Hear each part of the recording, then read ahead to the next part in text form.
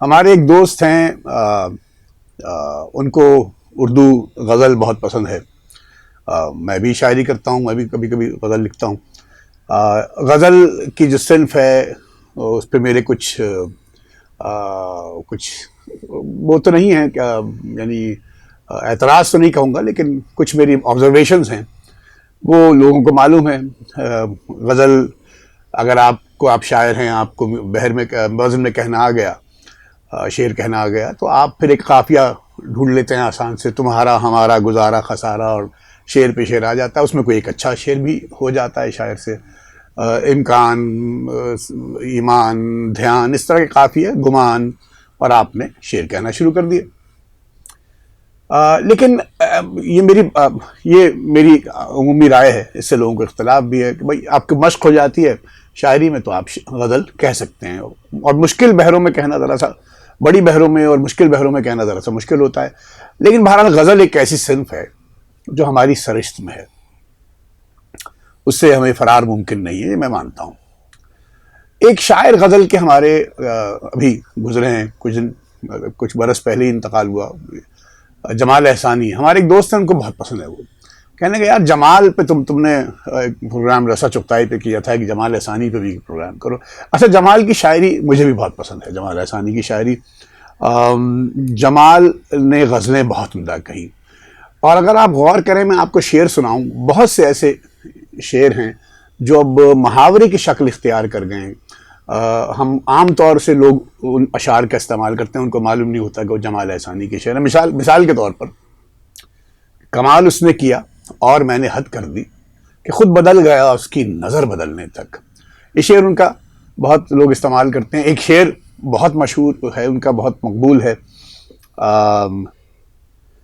چراغ سامنے والے مکان میں بھی نہ تھا، یہ سانحہ میرے وہم و گمان میں بھی نہ تھا۔ اور بہت سارے شعر ہیں جمال کے، لاتعداد شعر ایسے ہیں جو لوگوں کو یاد ہیں، ان لوگوں کو بھی یاد ہیں جن کو شاعری سے بہت زیادہ شغف نہیں۔ میرا جمال احسانی کو میں نے پڑھنا شروع کیا تو جو غالباً جو شروع میں ابتدا میں جو جمال کی غزلیں میں نے پڑھی، پہلی جو غزل، پہلی نہیں تو ابتدا میں جو غزل پڑھی، وہ مجھے بہت پسند آئی، وہ میں سناتا ہوں آپ کو، اور پھر وہاں سے تھوڑی سی بات جمال کی شاعری پہ آج کریں گے۔ جمال احسانی بہت ہی کمال کے شاعر تھے۔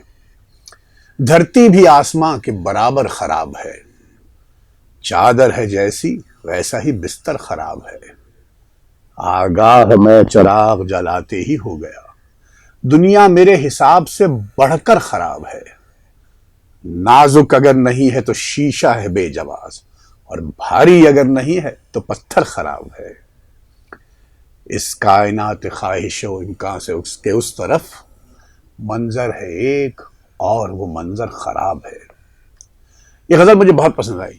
پھر میں نے غور کیا کہ ایک لفظ یا استعارہ جمال کے ہاں بار بار آتا ہے جس پہ بات نہیں کرتے، وہ ہے منظر کا۔ میں نے ابھی ایک شعر سنایا، منظر ہے ایک اور وہ منظر خراب ہے۔ اب اگر مجھے صحیح یاد آ جائے کہ ایک شعر ان کا بہت مشہور تھا، یہ ہوا کہ دریا تھا چاند رات تھی اور اس کا ساتھ بھی، لیکن میں ایک اور ہی منظر سے خوش ہوا۔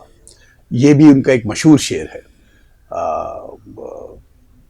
اور اسی غزل میں ایک شعر ہے، منظر، لیکن منظر پہ میں ایک اور شعر سنا دوں پہلے، اگر مجھے یاد آ جائے، کہ ان کی مشہور غزل ہے کہ رہنا نہیں اگرچہ گوارا زمین پر، لیکن ایک آدمی ہے ہمارا زمین پر، پہلے تو دی گئی مجھے بینائی اور پھر منظر عجیب اس نے اتارا زمین پر، پہلے تو دی گئی مجھے بینائی اور پھر منظر عجیب اس نے اتارا زمین پر۔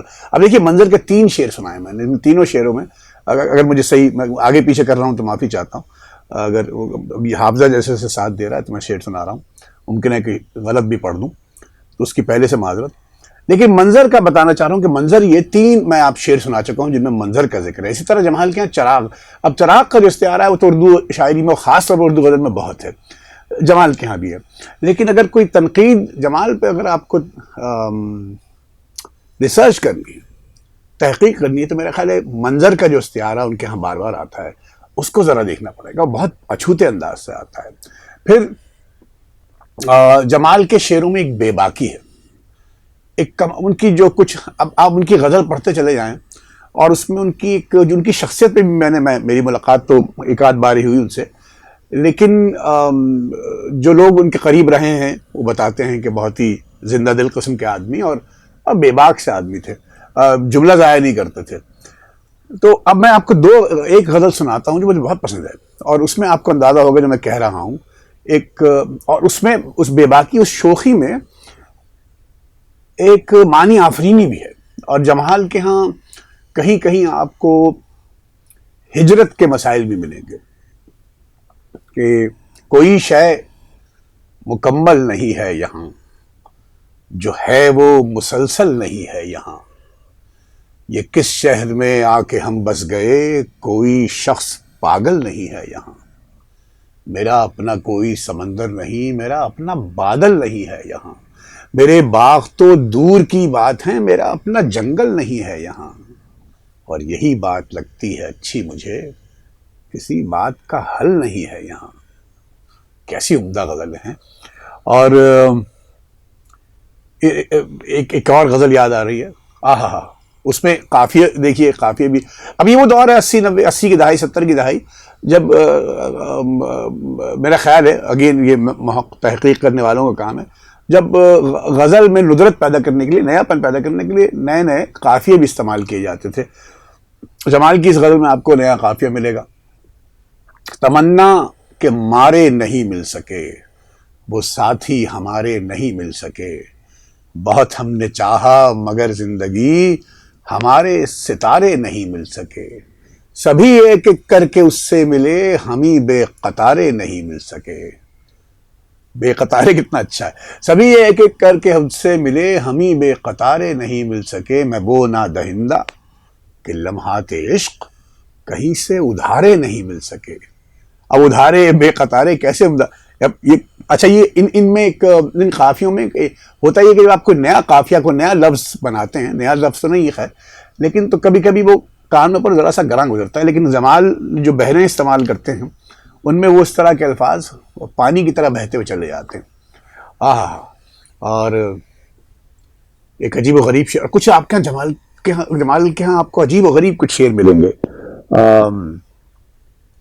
ان دنوں عشق سے معطل ہوں، عشق سے معطل، ان دنوں عشق سے معطل ہوں، نصف تنخواہ پر گزارا ہے. کیسا عجیب شعر ہے. اور ایک شعر، اور بہت شعر ہیں، مجھے یاد ہے ایک بار غالباً نذیر ناجی نے جمال پہ ایک کالم لکھا تھا اور بہت شعر کوٹ کیے تھے. اس میں ایک شعر یہ بھی تھا، گھر پہنچ کر آنکھ شرمندہ ہوئی تھی، سارا منظر راستے میں بہ گیا تھا.